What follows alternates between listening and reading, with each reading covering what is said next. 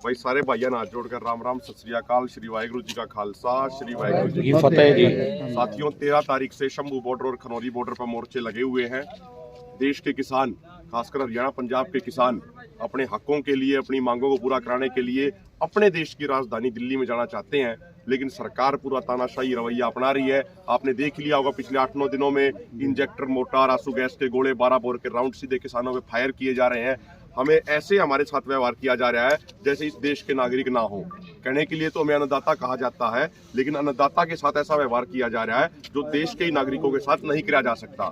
मेरी हाथ जोड़ के प्रार्थना है, संयुक्त किसान मोर्चा, गैर राजनीतिक और किसान मजदूर मोर्चा ने कल यानी 21 तारीख की 11 बजे की कॉल दे रखी है। 21 तारीख को 11 बजे हम दिल्ली की तरफ कूच करेंगे और सबसे विशेष बात यह है कि सामने बिल्कुल हमारी लीडरशिप रहेगी, हम सब लोग आगे रहेंगे। और हमारी तो परमात्मा से ये प्रार्थना है, उस वाहिगुरु से ये अरदास है कि अगर अपने समाज के लिए, अगर अपनी मांगों को पूरा कराने के लिए अगर कुर्बानी देने की भी जरूरत पड़ती है तो सबसे पहला नंबर हमारा होना चाहिए, ताकि एक लाइन खिंच जाए भविष्य के आंदोलनों के लिए कि भाई आंदोलन लड़ते हैं तो लीडरशिप को आगे होके।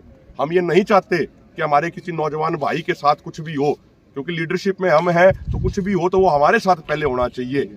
हो सकता है कि भाई आखिरी बार आपसे ये वीडियो के माध्यम से संवाद कर रहे हो, लेकिन जो लोगों में जोश और जुनून है, जज्बा है, वो पूरा है। और आपके माध्यम से ही मैं एक अपील करना चाहता हूँ हरियाणा पंजाब के नौजवानों से कि एक एक जिंदगी हमारे लिए बड़ी महत्वपूर्ण है।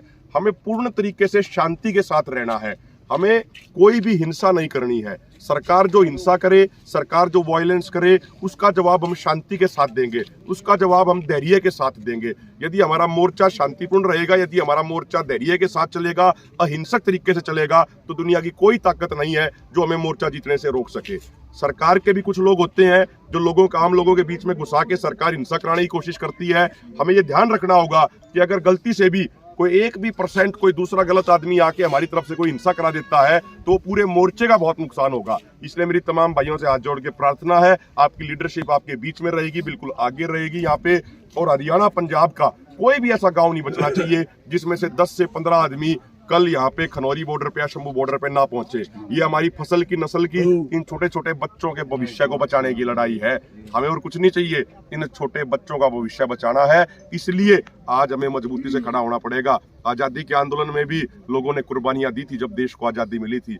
पिछले आंदोलन में 750 किसानों ने कुर्बानी दी थी जब जाके 3 कृषि कानून वापस हुए थे। तो अगर कुर्बानी देने की भी नौबत आएगी, सबसे पहले हम वाहिगुरु से अरदास करते हैं कि सबसे पहला नंबर उस कुर्बानी में हमारा लेना, ताकि इन छोटे छोटे बच्चों के इन भविष्य को हम बचा सके, अपनी जमीन बचा सके, अपनी फसल बचा सके, अपनी नस्ल बचा सके। आप सबका बहुत बहुत शुक्रिया, बहुत बहुत धन्यवाद।